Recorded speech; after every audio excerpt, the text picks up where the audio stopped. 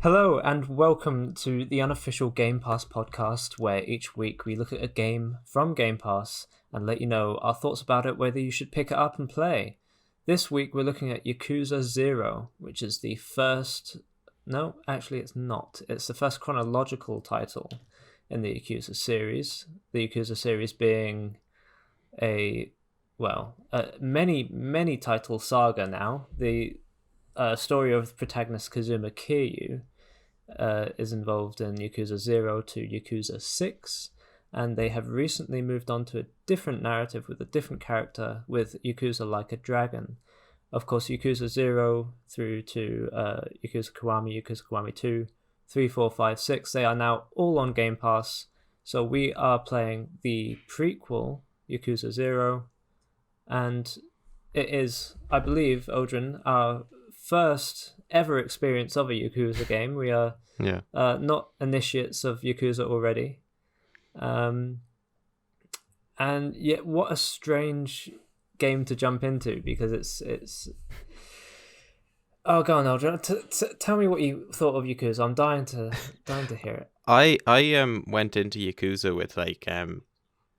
with an open mind, yes, but I was still at the same time thinking this is not really this isn't my comfort zone for games. Like, this isn't something that I would generally go out of my way to play if it wasn't for the podcast. So I suppose in a sense I was embodying the spirit of what Game Pass is all about, finding your new favorite game that you didn't even know existed. And it's funny enough because whenever Yakuza is brought up in a lot of gaming circles, and I'd be the exact same, like, Yakuza is an immensely popular franchise, but very few people know about it, at least in the West. Like, it's huge over, obviously, in where it was produced. And like, I think it's starting to kick off a little bit more here. Maybe that's a result of being very much employed on Game Pass, but I would just say as well, like, if it's a good game, it's going to get good traction. I think that the best description I got of Yakuza is because I went into it and I thought, this is absolutely crazy. It starts off pretty you can tell, like, I remember when we were first talking about doing this, you told me to go into it and like expected it is very Japanese, and so I had already gone in with that sort of mentality, and I think, okay, this is fine. And then once you get in like a half an hour, 40 minutes to, like, it completely flips everything on its head, and it's just like, you're kind of like, what is going on here? Like, it's more crazy than I initially thought it was going to be. And the way I got it described to me was, because I was watching a few reviews on what other people thought of the game as well, was it's a Martin Scorsese film that occasionally pauses to turn to an episode of The Simpsons. I think that's such a brilliant way of describing it, because it is like this at times quite very like serious narrative with some serious themes, and then it'll just go completely wacky and show up some random mini game or some just real obscure side quest and just some bonkers characters at the same time. So that was what I kind of initially thought about it. Yeah, absolutely. I mean, this game developed by the Ryuga Gotoku studio, which is part of Sega. And I know lots of people wanted they were campaigning for Microsoft to acquire Sega at some point so that they could have the Blue controller and Sonic crossovers or whatever. I don't know if that's happening, but they're certainly building a good relationship by having Yakuza onto Game Pass, I think. I think there's a huge appetite for Japanese games, especially a long-lasting one on PlayStation. Not that I know anything about Persona or anything, but I know that they're popular. So coming over to Game Pass, this is probably many Xbox gamers' first experience of Yakuza. And looking at kind of the 7 titles on there, you think, oh god, which one do I start with? And I will say we have started with 0 because Yakuza Kiwami is technically the first game in the series which has been remade. And the reason I picked out 0 is because a lot of people have said that Kiwami is feeling a bit dated now in terms of the scope of the story, and that Yakuza 0 is like an epic that you get to experience kind of more of what Yakuza is,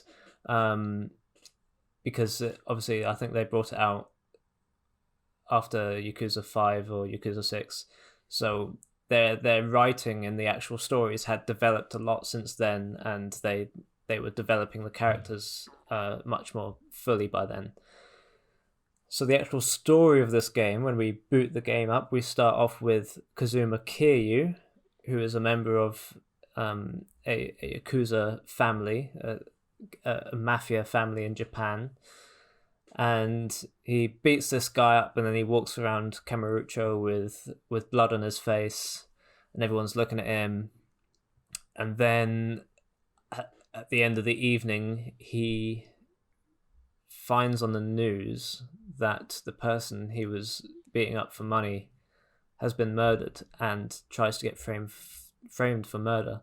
And that is the setup to the story. Now that, see, I'm going to admit now, I'm 13 hours in. I've just completed chapter 4. I'm in chapter 5. So I haven't completed the story. And that's just because we've been pushing this episode back and back, and we didn't want to push it back any longer. We thought we needed to talk about this game. So this isn't a spoiler cast. We're not talking about the story. We're talking about our experiences of the game so far. Now, Odhrán, how far did you get into Yakuza? Certainly not 13 hours anyways. And it's not for a lack of trying, I will say. At least with my sort of initial introduction to Yakuza when I was playing it. Yeah, I really enjoy it. And I think probably the one downside to it at the moment is its length. Now, I don't say that in a bad way, because obviously there's a whole discourse around people say, like, I've seen some really stupid like journalistic reviews of games where they're like, oh my god, it's too long, and like only someone like who doesn't really want to play the game would give out about its length. I think there's times, yeah, maybe it can overstay its welcome. But like overall, more content the better is always been my sort of mantra for that sort of thing. But I suppose what I'm trying to get at is, in terms of scope of time and how much time I have to play games, Yakuza would probably take me until like 2023 before I'd finally finish the first game. And that's not even probably looking at the abundance of side quests that it has to offer as well. Now, I think, half the time you have into the game now, and that's, but I have also, like, and I kind of cheated a little bit. I've watched a few of the cutscenes without actually playing, which is a very sly way of going around doing a review. But for story purposes, I kind of wanted to get a little bit of an idea of it. And the one thing I would say is, somebody said to me that this game is really good, but there's a long list of people who will not enjoy it. And I think that's for the reason of, like, yes, it's very wacky and there's a lot of different stuff that'll appeal to people. But if you're someone who's very heavily focused on gameplay, because a game I played through recently was Max Payne 3, again, after we had kind of briefly mentioned it when talking about Control on the podcast. And the thing that always annoys me about that game is it has such stellar gameplay, but there's so many cutscenes, even for the most mundane stuff of like clicking a button or opening a door, which is very much indicative of games in like 2010 to 2015 time. You know, they were all like, ooh, let me show this cutscene off for fantastic graphics as he pushes a button. Because it was really just like, it was just showing off hardware at that stage. Yakuza, like, takes the, like, well, at multiple times you'll be playing for, say, a little bit, and then it's not like completely out of the ordinary to be like in a cutscene for a good 5 to 6 minutes then afterwards as the story progresses. Now, that's certainly fine. I think it's very much a stylistic choice, and some people will either love that or hate it. It kind of comes back to the question of, well, what do you want out of a game? Do you want a rich narrative and story, or do you want just pure action all the time with gameplay coming at you? And I think that's something in more recent years that games have started to lean a little bit more into the narrative side and the cutscene side, as opposed to, say, the all-out gameplay. Now, there's obviously exceptions to that. I'm not going to deny that, but certainly more in the sort of the AAA market or the mainstream market, there's a very big heavy emphasis on cinematic or like presentation as opposed to gameplay. Yeah, so sorry, I've kind of gone off. You only asked how far I was in, and I'm after saying like, oh, well, I've done this, that, and the other. Yes, I am about like half the time you spent into it. By no means enough into it to make a very clear judgment. So I want to make that abundantly clear to everyone listening. This is based on my very, very short experience with it. But I think it's a good perspective to come at it from, because I know I think of a lot of people, especially the people I know who play Xbox, like they're also, you know, working at the same time. Some of them have kids. You know, if you want to put on the Xbox and play a game, maybe Yakuza, being the length it is, will either appeal to you because you'll have a very long-term prospect of a good rich narrative, or it might throw you off because, you know, some people when they switch on the Xbox after a long day, you know, they want to just play a game, like, and, you know, go and play and shoot something or whatnot, you know, obviously within the gaming realm. So like I kind of yeah, I think it's an interesting thing to look at with regards to how much time people have to play games, the length of games. This very much appeals to people who have a lot of time on their hands. And like this has come from someone who adores spending hours and hours and hours exploring the world of Mass Effect. This makes Mass Effect look like too short of a game in comparison. So yeah, no, I'm not far enough. I'm not that far in, but I'm far enough in to say that yes, I'm enjoying it so far. Yeah, we will emphasize that if you're doing just the main story, I mean, this is like a 30+ hour game, and it's, you know, I'm on chapter 5. There are 17 at least. So, you know, you get an idea of our difficulties doing a game a week for the podcast. But yeah, you touched on a good point. The watching of cinematics as opposed to gameplay, it always makes playing Max Payne, replaying it difficult because you're like, I just want to jump into the action, just get me into the action.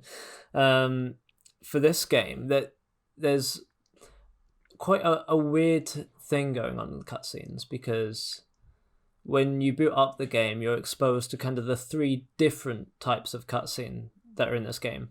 There's the very cinematic type where the character models look fantastic. It's the cinematography is obviously they've like framed it really well, and everything looks brilliant from like the pores on the characters' faces, you know, the shine of their hair, everything looks great, and it's very cinematic. That's like one type of cutscene. The other type of cutscene is very much kind of text boxes that you can press a button through, and it's still kind of got the character models, or they look kind of how they look in game, and the camera kind of swoops in, but you can tap through it.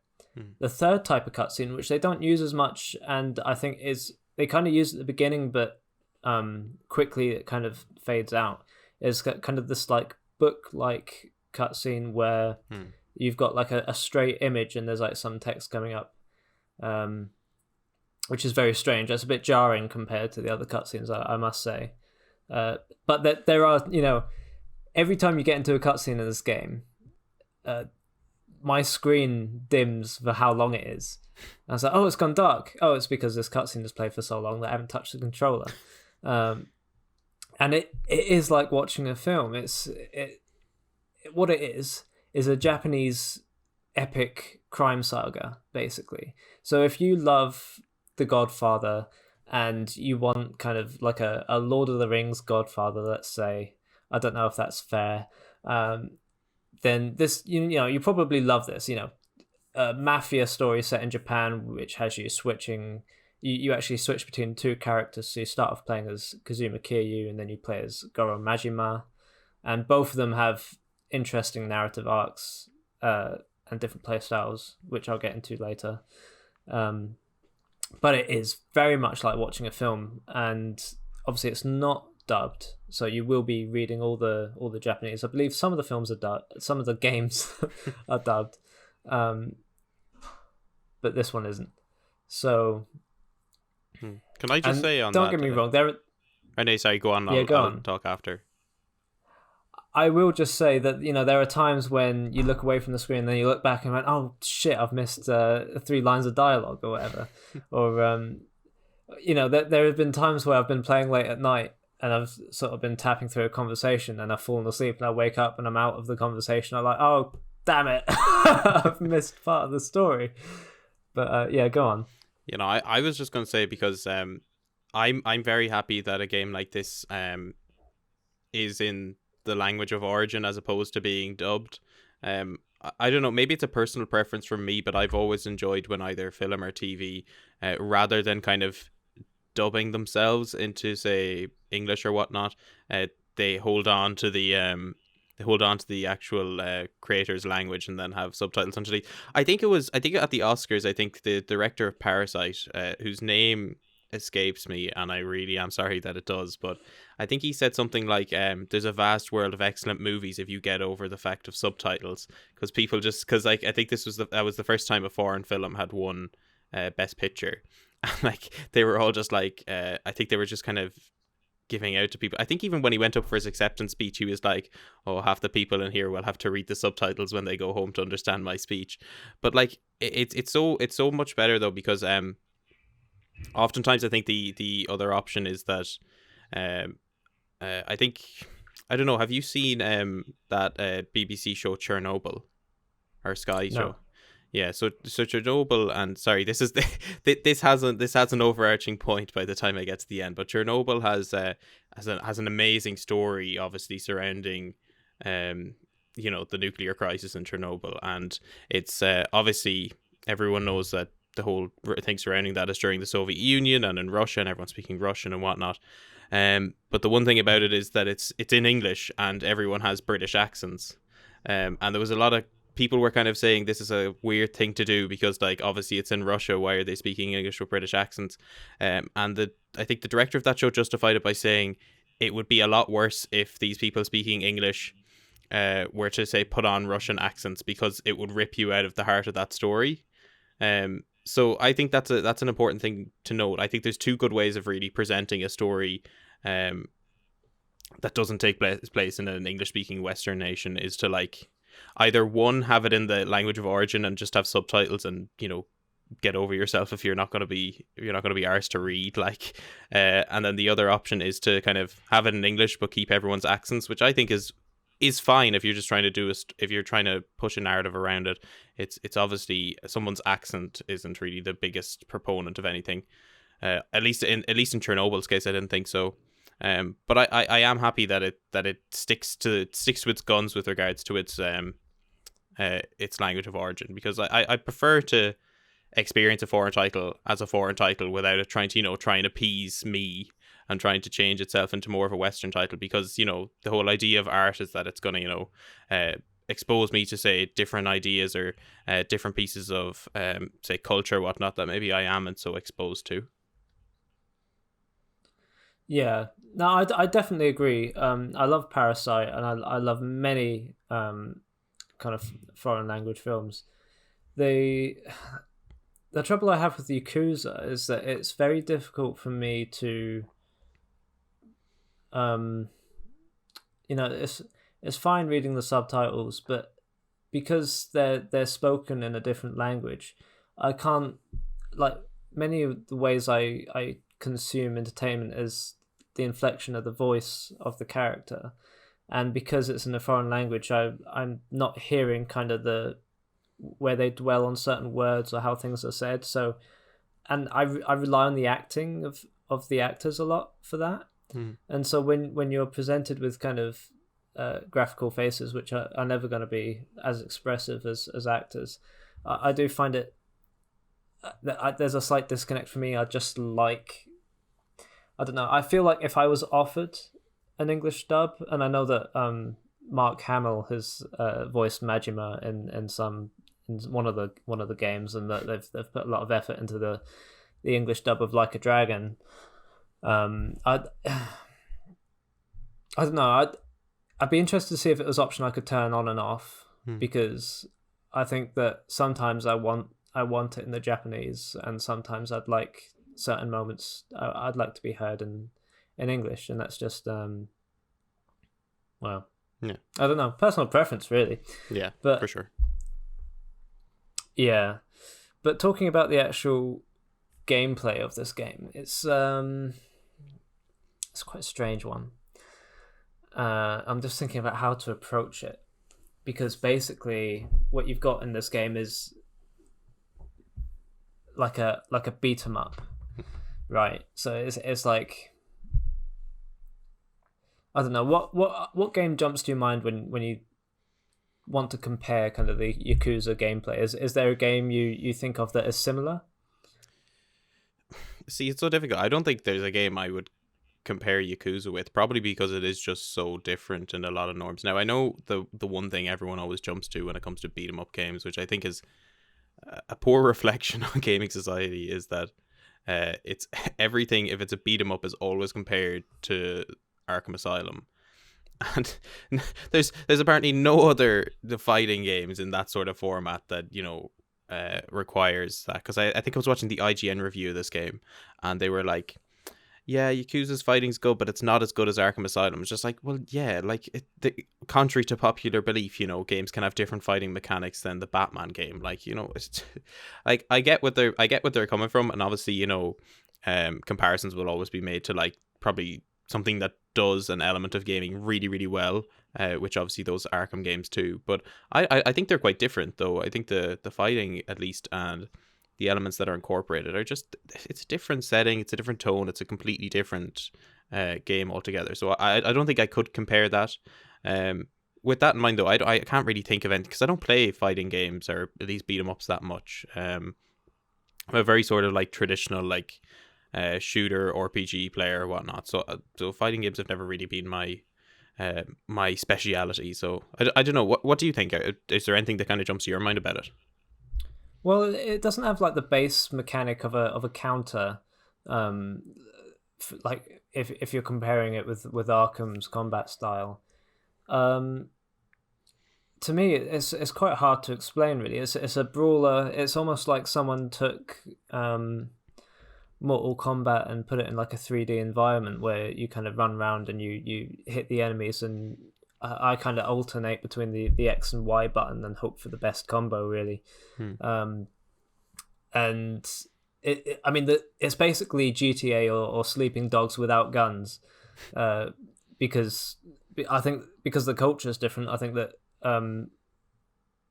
staying true to the Yakuza, it's much more common for them to pick up a bike and smash it over someone's head and use their fists as opposed to using a gun. So the combat is very much running around, picking up objects, smacking them into people, and then pulling off different combos. And what's interesting is that when you play as Kiryu, you've got 3 different combat styles. You've got like a heavy one, which is very slow. You've got like the normal one where you can pick up things. You've got like the fast one, which gives you like 3 dodges in succession, and it's a very fast and kind of light way of fighting. And then when you go over to Majima, you've got more options. You've got kind of Majima's base fighting style, and then you've got a style where you use a baseball bat, and then you've got a style, I don't know if you'll know this, Odhrán, where you actually break dance and can spin on the floor and kick enemies. So you've got a variety of fighting styles, and I believe that if you were to play Yakuza Kiwami after this game, that the combat styles would be kind of devolved from this. This is quite an intuitive, quite an interesting mechanic set for this combat. And you've got kind of skill trees, which I have to admit I've actually neglected the latter half of my gameplay because I've just forgotten they're there, to be honest. But you can put points into them that will give you more abilities and what you expect from a skill tree. But yeah, you have these beat 'em ups that happen quite regularly, especially if you're playing the story, and even if you're just walking around. I'm going to forget the place names now, but I know Kiryu's in Kamurocho. Can't remember Majima's exact place name. But you're walking around, and like my girlfriend kept joking because they're for all the times that she looked up, I was in a fight with people called Men in Black, and you walk into like drunkards, Men in Black, Yakuza, and like everyone's just in a group and wanting to fight you. And as you're walking down the street, you can either like save girls from like gangs, or there'll just be groups of guys who will run into you and fight you. And that actually gets really interesting later on, because there are these big guys that if you see on the street, you'll actually run away from, because if you get into a fight with them, they punch you and they take all your money. Or if you beat them, you actually end up making money. But every time I've seen them, I've been so scared I've ran away. But so yeah, you've got this strange mix of watching film like cinematics for a long time and then breaking out into high octane scenes of like smashing into many Yakuza goons and stuff, and which the combat music is great and stuff. But then when you're not doing that, there are like so many mini games that you could be playing. Like the first night that I described with Kiryu, you go to a bar and do karaoke, and like that's one of the mini games. So you press the buttons, and I was immediately exposed to that song that everyone memed for ages, Baka Mitai, and I have to say I'm addicted to that song now. Love it. I think we're gonna have to put it on a theme of the week. Yeah, because what a banger. But how did you find all the mini games and all the side stories? Did you jump into them, or were you trying to keep linear? Yeah, no, I definitely jumped into them because I enjoy a break from like the story at different points and whatnot. And mini games, I think, are very hit and miss for me. I think this game does them very well though, because there's times where like sometimes some games I'll just completely avoid mini games or mini side quests or whatever. Like I know for ages, like latter half of like Red Dead Redemption 2, I just stopped doing the side quests because I wanted to finish the story. But like for this, I kind of found myself, and maybe this would change if I kind of was a lot further into it. I might just stop playing them, but at least for the moment, anyways, I've enjoyed kind of doing the side quests and whatnot. And it's nice. I think it's in one hand. For me, especially, I think when it comes to a game, because it's very much a variety game, Yakuza, which is why it's so strange to me in my mind. Because whenever I go to sit down a game, especially now, anyways, because I have such little time to be playing games at the moment because of college, I'll usually go to something that's very much kind of straight into gameplay. Kind of going around either doing missions or playing multiplayer or whatnot, because it's an engaging and active experience throughout for like a very short period of time that you can just pick up and come back to. Like that's why I love the Falconeer so much, because you're able to just kind of pick it up and put it back down and come back to it whenever you wanted.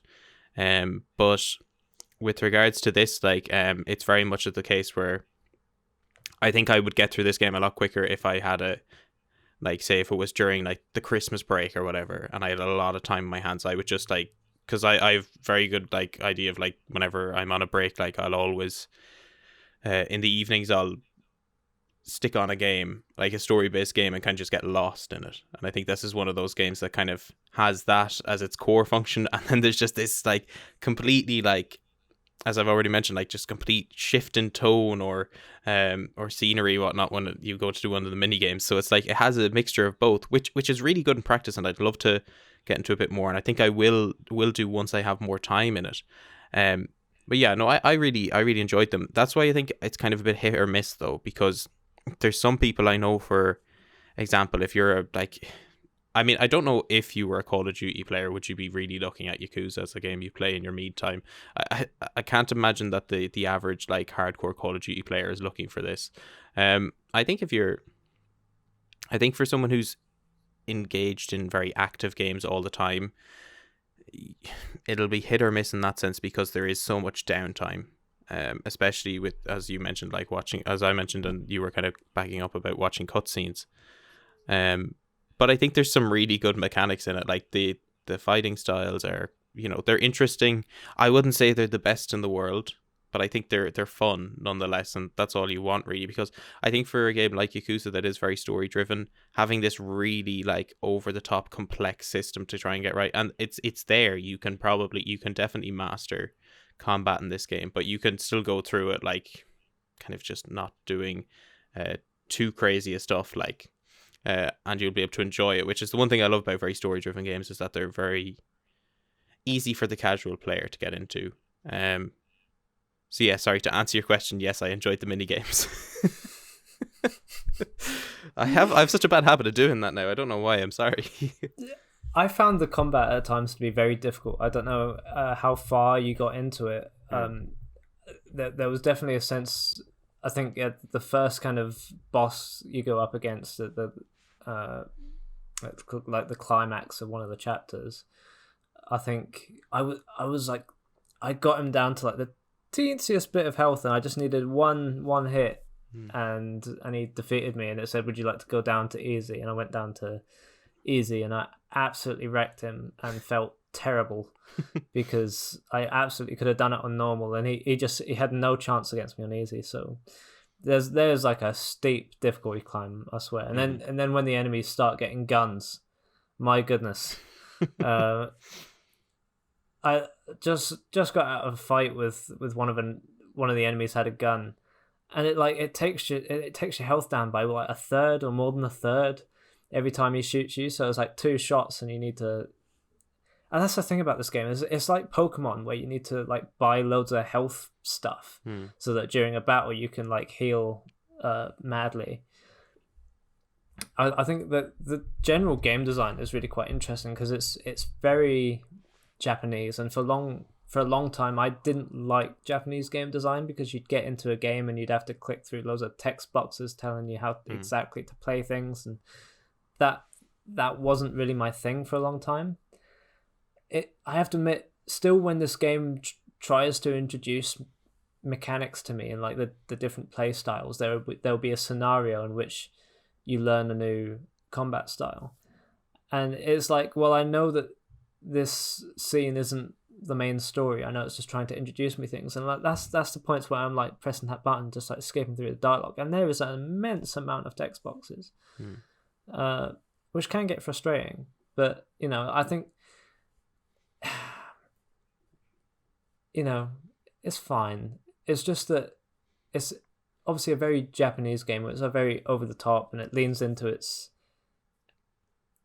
thing, and people will love it if they love like kind of Japanese culture. I think I probably like it more than most because I got introduced to the films of Akira Kurosawa in uni when I was studying Shakespeare and adaptation, and Kurosawa had a few films like Throne of Blood and Ran, which were Shakespeare, but well, they were Macbeth and King Lear in feudal Japan, and they're like the Ghost of Tsushima samurai films, and they're brilliant. And so I already went in with a love and respect of Japanese films, and The Godfather is one of my favorite films, so love mafia stuff as well.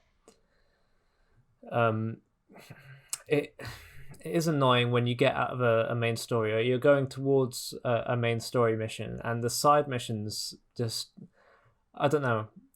I don't know if this reference is going to make sense to you, Odhrán, because we. No, I don't know.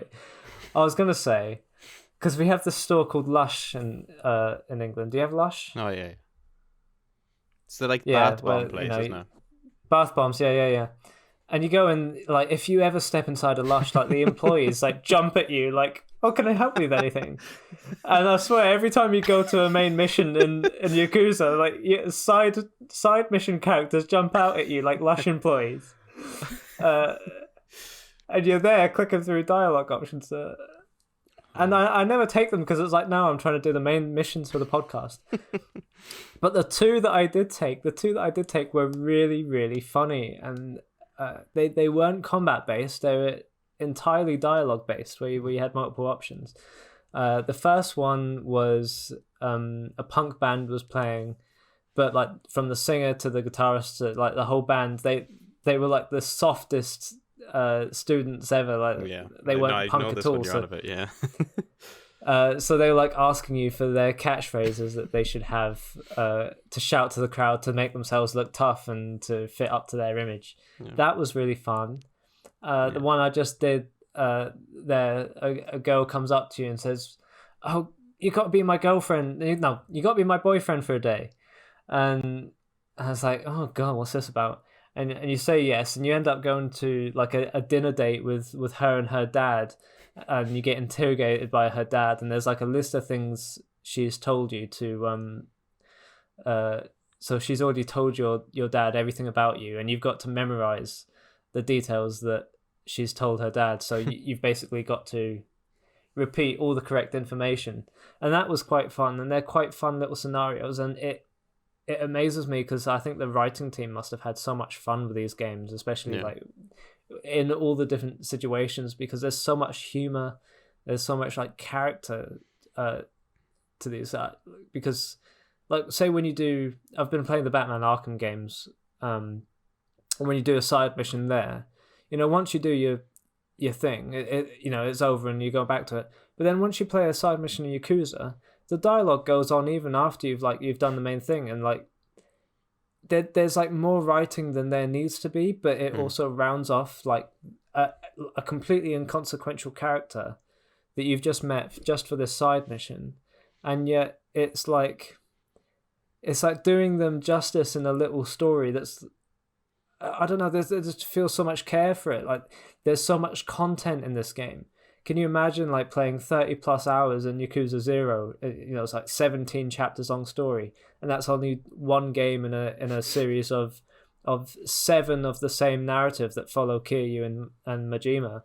And then you've got Like a Dragon, so there's even more if you want more. I think I actually looked it up. There's actually, I think, 17 Yakuza games, and there's a movie as well. So it's just like, it's actually like, if you love Zero and you're just coming into it, I think you would be so happy that there's so much more like of this. But like, I honestly think this could take you well, and if you're like not playing it constantly, this could take you well in excess of like 5 years to get through it all, I'd say. Yeah. But I was absolutely blown away by it, because I think it looks great on Series X. It's playing, at least when you're walking around the city, it's like a smooth 60 FPS, I think, for me. Was it for you? Yeah, no, that's one thing I want to bring up, because like there's such a vast difference in quality between the One and the X. It's actually ridiculous how good it is. Like I think even the stuff you see online of people comparing the frames, the FPS upgrades for games like Control or whatnot between like the PlayStation 5 and the Series X. Like the Series X is constantly staying at like 59, 60 FPS, which is unreal. And especially for some games as well, like I think you can play them at like 4K 120 FPS. I think that's the case with Ori.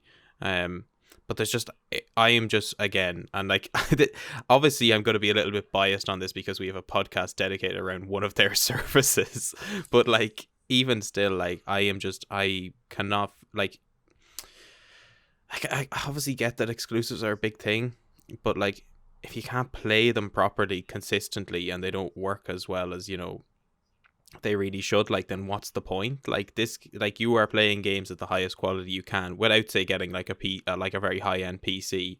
Like for the price of this, sorry, this has turned into an advertisement.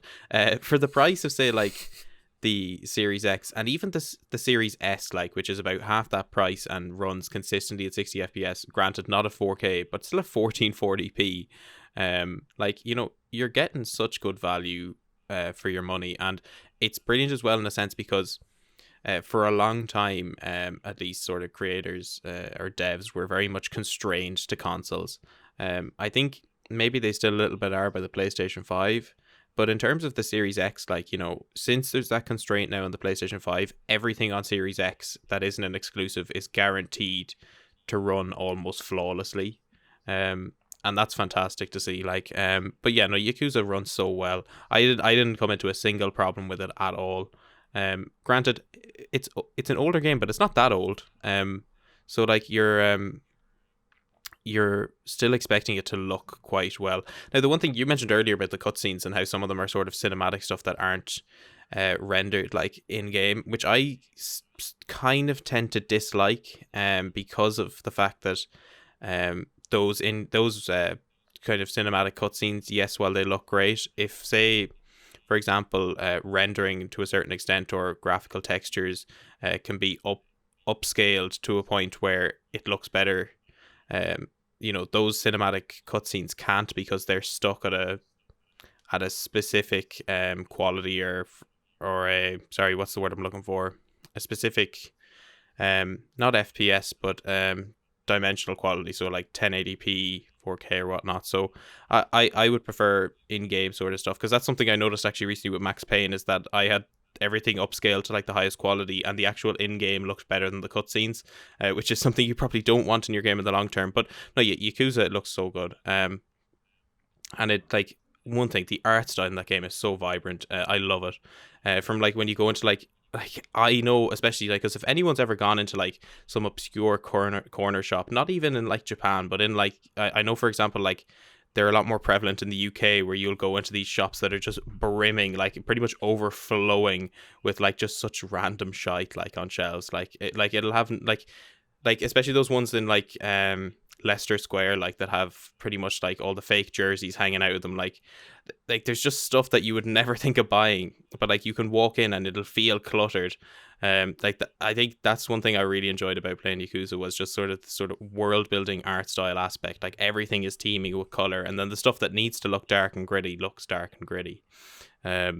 I know with the fighting scenes, one thing I thought was so funny was like the fighting is brutal. Like there's just like the actual fighting of it is so bad, but there's never anything beyond like maybe a tiny bit of blood that everyone gets on their face. Like so like you could cave some guy's head in, but he just looked fine. It just looked like he poured ketchup on him. Yeah, no, sorry again. Yeah, no, it looks great and it runs great, and that's always nice to see. Yeah, and the Kiryu character is a bit like Batman in his code, because he's refusing to kill anyone, and yet he's constantly like kicking people out of buildings and stuff. Yeah. There's you've got like special moves when you're fighting, where you can like hold the Y button and do like if you're Majima, you do like a Negan from The Walking Dead, you get the bat and you like absolutely wreck them. It's very much the code of I won't kill you, but I'll give you brain injuries. Like it's like, you might as well, like, you've just incapacitated someone. Like it's not even like everyone's almost, oh my god, he doesn't kill people. Like he still puts them in hospital like really badly. Yeah, I have to admit, because there have been times when I've fought drunkards on the streets and they're just like, hey, I'll pick a fight for you, and then I feel absolutely terrible about beating them up because they're just drunk. They don't know what they're doing. And I'm like stepping on their face and there's like blood coming out. I swear, and it is ridiculous as well. Like I got a salt shaker and salted it into someone's eyes at some point, I think. Oh god. Oh yeah. I will say it's amazing. It's like over the top, really good like action film thriller at some points. The story where I've just left off, because it's chapter 4 was Majima and chapter 5's Kiryu. And Majima's story got to a point where I was like, oh, I need to know what happens next. And I was like so hooked, and then it switches. I was like, no! So, it took me a while, but once you get invested into the characters, like it's so gripping. And because it is so long, you feel like you get to know them a lot better than you do characters in other games, because you're spending so long with them. And I can't imagine what it's like to play all 7 games in the series and get to see Kiryu's story from start to finish. I mean, that what other game? Well, obviously, like, join us in 10 years' time when we review all the games together. Yeah, well, I know you play as Master Chief like through all the Halo games and whatever, but you never have like as long a story as this that charts their whole life. Like, he obviously is like, I imagine he's like in his 20s in this game, and by the end, I imagine he's like an old man in Yakuza 6. I imagine. Chief doesn't get as much like depth story wise as well, though. Like the Yakuza ones are very much like character driven. And Chief's gonna have to die at some point. I mean, come on, how old is he? Are you really gonna send like an aging Spartan out to the battle? Like, I'm pretty sure he's gonna be touching his 70s soon. Is he not in his like late 60s at this stage? He must be. Probably. Yeah. I mean, that man's body. Just let him have a nice retirement or something. Give him a good send off. Maybe you can reboot it and he'll look a bit more like an anime character in a few years. I don't know, but yeah, Spider-Man gets rebooted like 3 times in 10 years, and Chief's still there. Like, he'll have a Zimmer frame soon. It's fine. No, but I can't think of another series that honestly goes kind of this deep into the characters and stays with them for this long. I actually forgot to mention the game's set in the 80s, which is quite fun. It's quite fun walking around the kind of neon lit streets of Kamurocho, and like kind of going in the different stores, and there's like bars you can go into, and you can do karaoke. Yeah. You can drink, you can go for a meal. There's like, it's honestly quite a nice city that you can just walk about. And The at least narratively speaking as well, the best thing always about the 80s is that it's advanced enough that you can have some cool technology, but it's not too advanced that like stuff starts to make sense and you're like, how is he not being found, or how is he not being caught? So yeah, that premise has always been great for stories, in the sense that you can have a lot of fun in that era. yeah, it's great. I don't know where I want to go to next. I will say that one of the comparisons that came to my mind as we were talking, for some reason I'm thinking of Rockstar's Bully. What a good game. Yeah. Perhaps because the main menu has kind of 2-player co-op game, well, like versus games that you can play. So you can play bowling, darts. It's like the Xbox version of Wii Sport. Yeah. Disco, and there's pool as well. So me and my girlfriend have played a bit of that, and I played it with a bit of with her flatmate as well, and they're quite fun. And for a single player experience like this and Bully to have, because Bully had little co-op games to play in the menu as well. I'd love to see more games do something like that. Just kind of in-game world co-op things that you can just access through the menu. Like, yeah, I mean, that's so cool. I mean, it's not a great co-op experience. It's not the next A Way Out or anything, but it's fun in an otherwise a sole player game. I don't know if the Bully, I don't know if that connotation goes that far. I mean, the combat's not exactly the same, but it definitely does feel like, I think Sleeping Dogs probably tried to copy Yakuza in a bit. Sleeping Dogs is like the Chinese version. I can't escapes me. Was it Square Enix? I can't remember. The only thing I remember about Dogs. Sleeping Dogs is that it has a really bad gameplay demo at one point, and that kind of like put the nail in the coffin for it. Or it performed really bad on consoles when it came out, I think. Well, I really enjoyed my playthrough of Sleeping Dogs anyway. It had a martial art style, and I think that did have guns and everything. So it was like my only way to describe Yakuza is like a more wholesome GTA or Sleeping Dogs without guns, with a lot of heart and soul and character, I feel. Yeah. I actually I want to touch on one other thing, I think, because we'll have to finish up soon. But one thing I want to look at is I think we briefly alluded to it, but the music in this game is really good. I really enjoy it. I think if not for the fact, one criticism I would have of it is that there's not enough music for the length of that game. Because there's sometimes where you'll probably encounter like the same music again and again, which, if I was, someone who had to design music for a 60+ hour game, I would find that a daunting task. So I assume music, while being important, probably wasn't their very much biggest concern. But no, it's good nonetheless. I just wanted to say that. Yeah, I have to admit, the tracks get very familiar after a while. Like there's a recurring theme that plays every time you get into like a text box conversation with certain characters, where it's just like a kind of a cool guitar that comes in or whatever it is, and you get very familiar with that, and it's almost like an old friend who's not quite welcome anymore. But the action scenes where you're fighting a lot of people and it gets very high octane. That action music is fantastic. It really gets you in the mood for it. You really feel it. But yeah, overall, I think Yakuza. I mean, this is a game that. I mean, I've delved into it. I've gotten so invested in it just from like 13 hours. It's a very polished game. I've got all the Yakuzas on Game Pass sitting in a group. I've bought Like a Dragon, but I daren't touch it unless I've played all previous 7 titles, because I want to get all the little. You could have waited until it went on sale or went on to Game Pass itself at that stage, Connor. It did go on sale. That's why I bought it. Oh, okay, fair enough.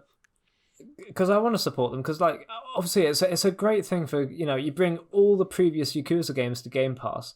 Not only are you introducing a whole new audience to your games, but then you're making money off your new game that you've just released on the Series X, because other people will pick up a Yakuza game for free on Game Pass for free. But they'll play it on Game Pass and then they'll go, oh, I'm really enjoying this. I'll play the new one because that looks really good. Which is fantastic. It's fantastic that developers can do that. I'm so impressed with Xbox that they've set up such a sustainable model where developers can do that and profit from it and benefit from it. And the figures recently being revealed that people play more and spend more when they're Game Pass subscribers. It's amazing. It's almost like people really find the value in gaming once they're subscribed, which is great. It feels like a force for good. But anyway, I will say for those who do get interested in Yakuza and do want to check out Like a Dragon, is that actually Like a Dragon switched up the combat style from this kind of button mashing brawler to it's like a turn-based battle system, kind of like a Pokemon-esque thing, and it's much more kind of leaning into the RPG element. So I think after their whole series, the original series of Yakuza, they're wanting to evolve and change up a few things, which is interesting. I think from something I wasn't familiar with at all, I'm suddenly very interested in this studio and the games they're creating. So yeah, no, I'd be the same. I'd say anyone who kind of wants to delve into this game, I think you'll know fairly quickly if this title is for you. It kind of very much is not shy about what it is, and which is a good. I like games that are unashamedly, what they want to be. So yeah, no, I enjoy it personally, and this is someone who has no prior experience with sort of this genre. Well, not this genre, but this sort of element of game, I want to call it, because it's such a mix of so many different things. But no, I'd say give it a go. Whether you start with it chronologically or in order of release, I can't really say to that. But for this game, anyways, yeah, no, I'd say it's worth a shot from anyone. If you enjoy it, you'll obviously have so much content there to keep you going for ages. And if you don't, you've lost nothing anyways, because it's all on Game Pass. Yeah, absolutely. So I think that pretty much rounds us off and brings us to the end. As for what we'll be doing next, Odhrán, because I'm not actually absolutely certain myself, what episodes do we have coming next, hopefully, for people? I don't know about next week, but I know we have Resident Evil 7 in the works, and our Halo game for this month will be Halo 2. I believe we have to pick a game for next week. Maybe something, I know some that have been recommended to us have been Ace Combat 7. There's been Octopath Traveler, Ori and the Will of the Wisps, but I think we'd want to start with Blind Forest before doing Will of the Wisps. But yeah, no, there's so much, and that is the beauty of Game Pass as always. I think in so many episodes we've said Yakuza will be next week. So for this week, I think we're gonna just not say what's on next week, and you can enjoy the surprise when it comes up. That's absolutely fair. As to whether we'll do a spoiler cast of Yakuza, depending on how far we get through it or how we're feeling, I suppose you'll find out in time what we release. But for now, I think we've both really enjoyed Yakuza, both actually been intrigued more than anything and surprised, and yeah, definitely going to keep our eye on what Sega does and what Yakuza does in the future. But yeah, thank you for tuning in this time, and we'll see you next time, whatever game we decide to play.